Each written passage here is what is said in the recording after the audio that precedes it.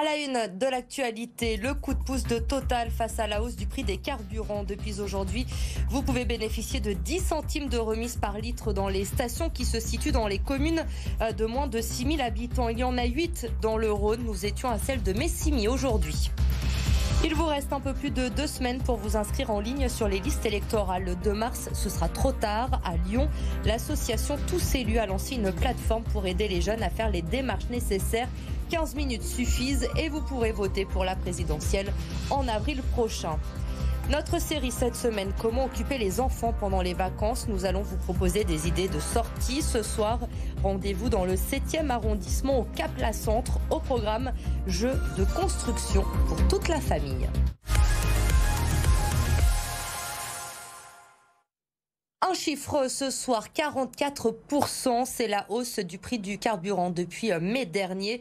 Les prix à la pompe, vous le savez, ont atteint des niveaux records ces derniers jours. Total a donc décidé de faire un geste, 10 centimes de remise par litre dans les stations se trouvant en zone rurale. Il y en a 8 au total dans le département du Rhône.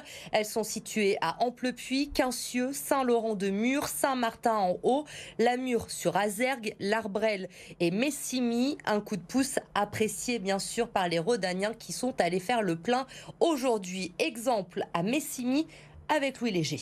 Face à l'envolée des prix des carburants, l'entreprise Total fait un geste pour les habitants des zones rurales. Ici, les clients de cette station apprécient l'initiative. Pour aujourd'hui, c'est une bonne nouvelle parce que maintenant un plein, ça revient cher. Voilà, maintenant il faudrait que ça soit un peu plus souvent parce que ou voir baisser parce qu'il y a un moment donné on ne pourra plus quoi. Dès aujourd'hui, les automobilistes pourront bénéficier de cette remise. C'est à partir du premier litre, il y a 10 centimes qui est offert par Total. Même si la mesure est bien accueillie, certains estiment que ce n'est pas assez. L'action de Total, c'est toujours une petite goutte d'eau dans l'océan, mais c'est toujours agréable. D'autres n'oublient pas les bénéfices records de l'entreprise en 2021. Bon, on se dit toujours que c'est une façon de désamorcer un petit peu les annonces de 15 milliards de bénéfices, mais bon, d'un autre côté, ils auraient pu ne pas le faire, donc c'est très bien. Une mesure qui s'explique aussi par une volonté d'aligner les prix de Total sur la concurrence. Elle se trouve dans des communes où la plupart du temps, il y a en concurrence directe une station-service, voire 2 stations-service de supermarchés qui systématiquement proposent leur carburant entre 7 et 13 centimes moins cher. Donc en fait, c'est plus un alignement des prix de Total Énergie sur ceux de ses concurrents que sont les supermarchés, les stations-service des supermarchés. Pour le département du Rhône, le prix du samplon 95 est d'en moyenne de 1,72 €. Pour le gazole, 1,78 €. Inciter les jeunes à s'inscrire sur les listes électorales et aider les démarches. C'est le but que s'est fixé une ville urbanaise avec l'association Tous Élus. Ninon Lagarde a créé la plateforme Tous Inscrits. La promesse, une démarche simple et rapide. Marine Mulsé. Je suis à Melbourne en Australie et j'ai essayé de m'inscrire sur les listes électorales et c'est un produit combattant. Pour ce Français à l'étranger, pas facile de s'y retrouver dans le millefeuille administratif. Il a découvert la plateforme Tous Inscrits sur les réseaux sociaux et après 40 minutes de galère, l'aide a été plus qu'utile. L'aide de l'association était top et puis surtout de se confronter à la bureaucratie à la française, c'est bien d'avoir quelqu'un pour aider et se soutenir. Des bénévoles sont disponibles tous les jours de 8h à 20h sur le site de l'association.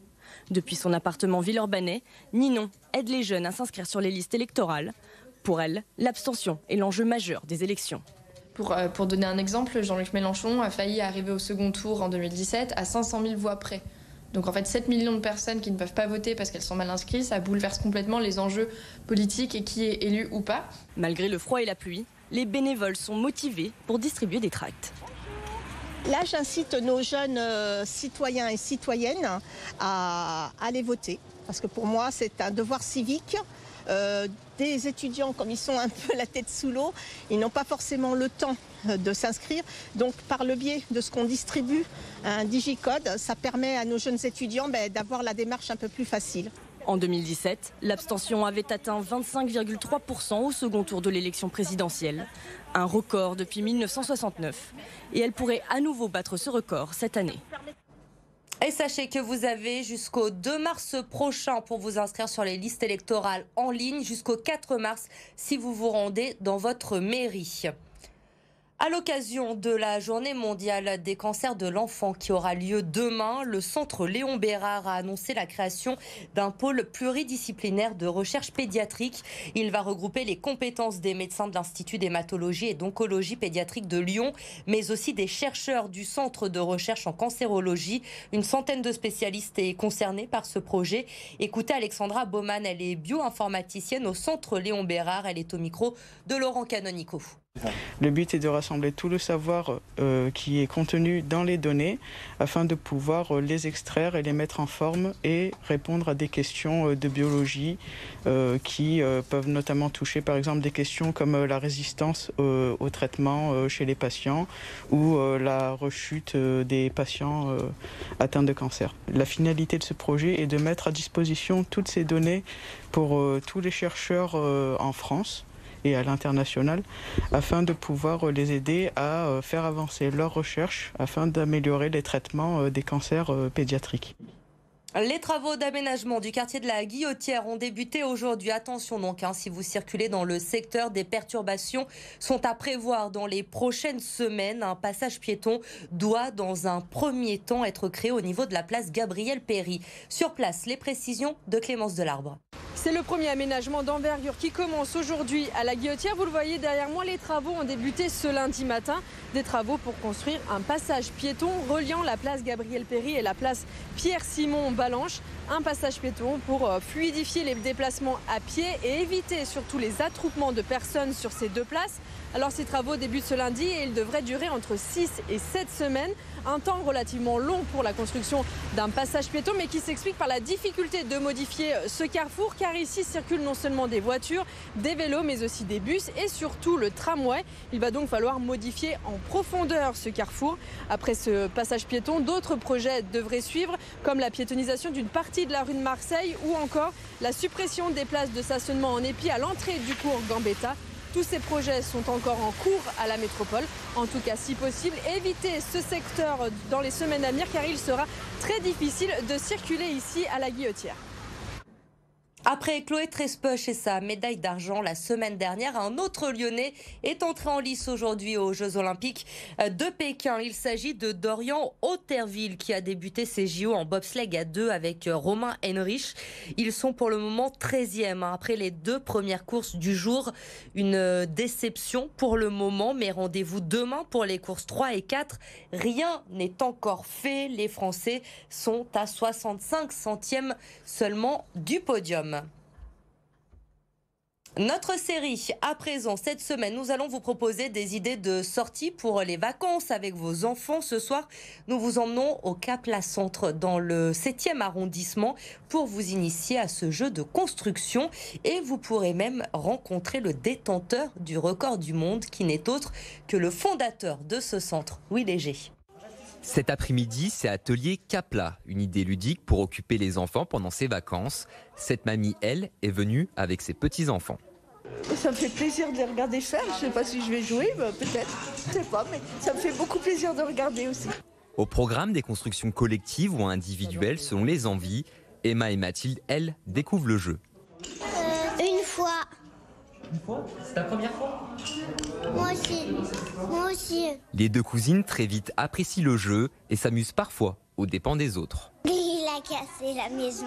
Pour les parents, c'est une manière d'occuper les enfants, mais aussi de les aider dans leur développement personnel. Le fait de pouvoir laisser faire son imagination et que dès qu'on commence à construire quelque chose, on imagine quelque chose sans qu'il y ait de fin à ce qu'on est en train de faire, quoi. Un argument de taille pour le fondateur du lieu, que cela soit pour les petits ou pour les grands. Ça va de l'appréhension de l'objet à la concentration, après ça va au travail d'équipe, et puis plus on monte en âge, plus il y a différentes choses, il y a des mathématiques, de la géométrie. En team building d'entreprise, on développe encore beaucoup d'autres choses. Voilà, pour tous les âges, il y a plein de choses à développer. Ici, c'est un lieu où l'on passe de bons moments ensemble et où les plus grands retombent en enfance. Et quand tu vois ici, quand ils viennent partager un moment qu'ils n'ont pas l'habitude de partager, et c'est sympa. Parfois, il y a même des tontons qui viennent avec leurs neveux. Ah, c'est super, c'est magique. Rendez-vous chaque mercredi pour jouer au Cap-là. Et en ce jour de Saint-Valentin, nous vous avons donné la parole aujourd'hui sur BFM Lyon. Votre programme pour la soirée, vos déclarations d'amour tout de suite au micro de Laurent Canonico et Clémence Delarbre. Petit restaurant sympathique, semi-gastro, sur Lyon évidemment. Et voilà, après là on sort du cinéma, donc ça fait une petite journée sympathique. Ce n'est pas une date obligée, mais je pense que c'est le meilleur moment pour montrer à quel point on aime la personne. Enfin, en tout cas, c'est mon avis, une très bonne tradition qu'on essaie de respecter. Ce soir, justement, il me manque un dernier indice de la chasse au trésor et on va le découvrir. Je vais le découvrir plus tard. Donc mademoiselle, c'est vous qui avez tout prévu? Oui, on dit souvent qu'il est très commercial, mais c'est aussi un jour où on peut montrer à la personne qu'on aime, qu'on l'aime en fait, tout simplement. Merci d'illuminer ma vie depuis bientôt 6 mois. Ah, c'est... j'ai pas mieux. Merci de m'avoir fait faire 200 bornes de vélo hier. C'est ça l'amour en fait, ouais. C'est souffrir ensemble aussi. Ça, on aime ça, ouais.